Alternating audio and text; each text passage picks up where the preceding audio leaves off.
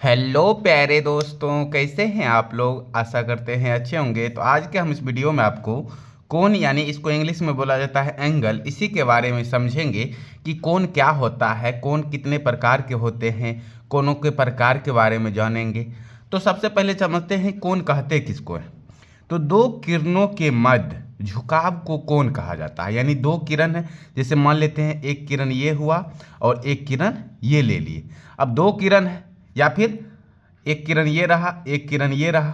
अब ये किरण के मध्य झुकाव है, तो इसको क्या बोलेंगे, कोण बोलेंगे। तो वो उसी को यानी यहाँ जो ये झुकाव है इसी को बोला जाता है कोण यानी एंगल। ठीक है, तो आप लोग समझ गए होंगे दो किरणों के मध्य जो झुकाव होता है उसी को बोला जाता है कोण एंगल। यानी है ना, दो रेखाओं के बीच, यानी एक रेखा ये और एक रेखा ये, इसके झुकाव को कोण कहते हैं। यानी ये जो झुकाव है इसी को कोण कहा जाता है। ठीक है, आप लोग समझ गए होंगे अच्छे से। अब आते हैं कोणों। देखो इसमें जो नोट पॉइंट में लिख लेना है कि जो कोणों की माप होता है ना उसको हम अंश, हिंदी में अंश बोला जाता है और इंग्लिश में डिग्री से में करते हैं। यानी कि जैसे हम मार्केट में जाते हैं, सामान कोई खरीदते हैं तो उसको किलो में या मीटर में मापा जाता है ना। दरमन को किलोग्राम में मापते हैं और लंबाई को मीटर में मापा जाता है। तो उसी हिसाब से जो कोण होता है ना उसको मापा जाता है अंश यानी डिग्री में। और इसका सिंबल होता है, जैसे 60 है तो 60 और इसके ऊपर में से ये हो गया डिग्री, 60 डिग्री। तो समझ गए आप लोग कि डिग्री में मापा जाता है कोणों को। अब कोणों के प्रकार के बारे में जानते हैं। तो कोण कोण जो है ना मुख्य रूप से 6 प्रकार के होते हैं। कितने प्रकार के होते हैं? 6 प्रकार के। उन 6 प्रकारों के बारे में हम आपको बताते हैं। पहला है हमारा न्यून कोण। पहला क्या है हमारा? न्यून कोण। इसको इंग्लिश में बोला जाता है एक्यूट एंगल। इंग्लिश में क्या बोलते हैं? Acute angle. तो देखो न्यून कोण होता क्या है कि वह कोण जिसकी माप 0 डिग्री से अधिक तथा 90 डिग्री से कम हो उसे ही न्यून कोण कहते हैं। उसे ही क्या बोलेंगे? न्यून कोण कहेंगे।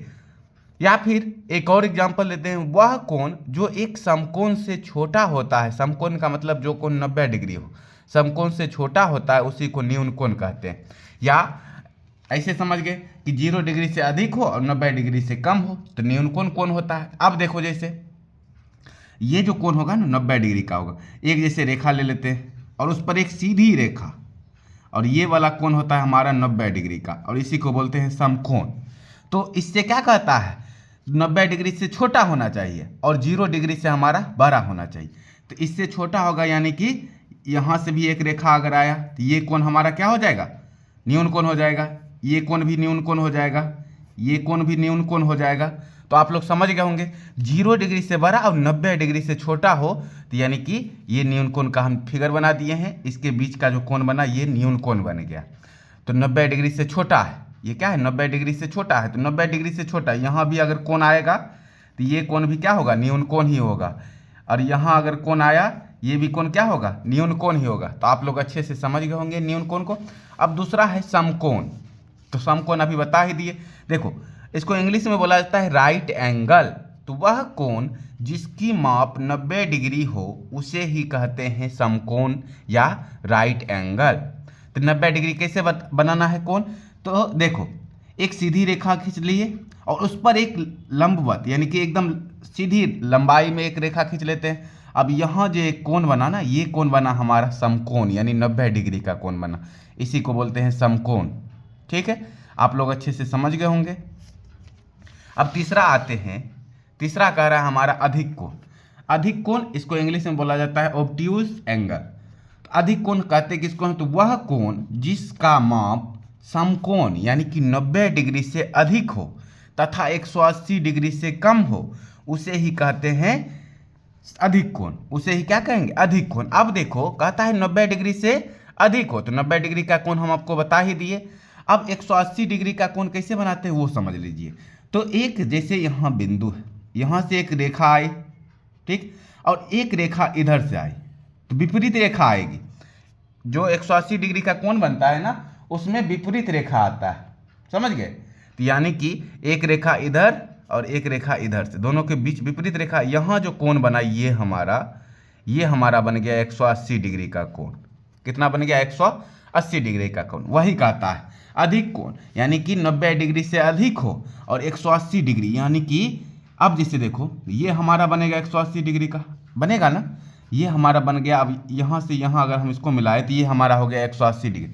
तो इससे कहता है कम और 90 डिग्री से अधिक, यानी 90 डिग्री ये होता है लंबवत जो ये कोण बनता है, तो यानी ये कोण बन गया 90 डिग्री का। इससे छोटा नहीं होना चाहिए, इससे अधिक होना चाहिए, यानी यहाँ पर भी कोण बनेगा।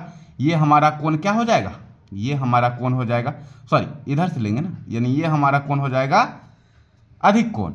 अब जैसे यहाँ से एक रेखा ले लिए तो यहाँ से यहाँ कोण बना, ये भी बन गया अधिक कोण, यहाँ से यहाँ बन गया, ये भी बन गया अधिक कोण, यानी कि 180 से कम और 90, सॉरी 180 से कम और 180 से कम और 90 से अधिक, 90 से अधिक होगा 180 से कम होगा, तो उसी को बोलते हैं अधिक कोण। ठीक है, आप लोग डिफिनेशन के साथ साथ इसका चित्र भी बनाते जाइएगा कि 90 डिग्री से अधिक हो और 180 डिग्री से कम जो कोण होता है वही होता है अधिक कोण। अब आते हैं चौथा, ऋजु कोण, इसको या सरल कोण भी बोलते हैं, इंग्लिश में बोला जाता है स्ट्रेट एंगल। तो वह कोण जिसका माप 180 डिग्री हो, अर्थात यहाँ देखो 180 डिग्री बोल रहे हैं ना, अर्थात दो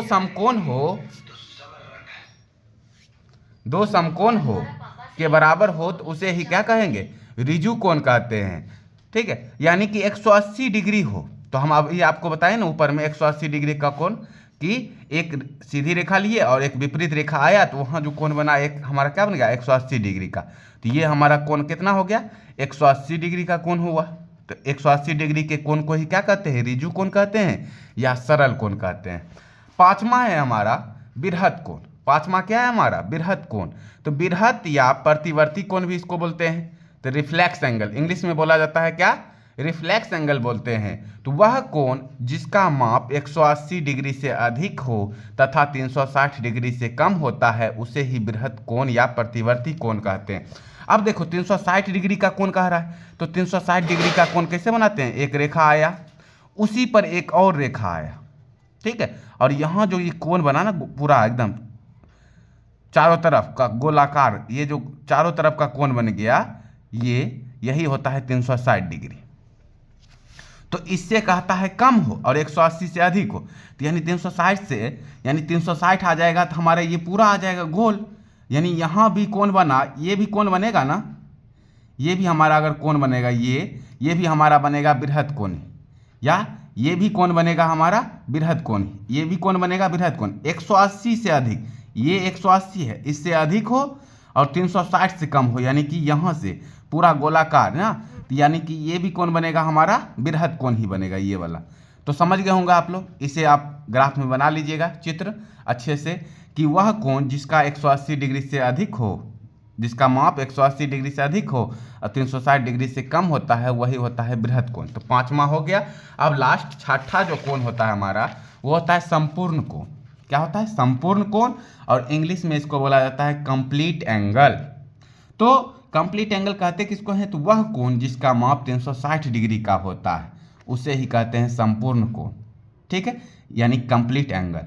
तो बता दिए कि 360 डिग्री का कोण कैसे बनाना है, एक रेखा ले लिए, यहाँ से यहाँ एक रेखा ले लिए, अब इसी पर एक और रेखा आएगा, ठीक है, तो यानी पूरा दोनों रेखा आया, तो यानी यहाँ जो कोण बना ये कोण बना हमारा, ये कौन सा कोण बना, 360 डिग्री का कोण बना, यानी संपूर्ण कोण बना। तो ये कोण और कोणों के प्रकारों के बारे में आप लोग अच्छे से समझ गए होंगे। वीडियो अगर अच्छा लगा हो तो लाइक करें, चैनल को सब्सक्राइब करें। धन्यवाद, सबको नोट कर लीजिएगा।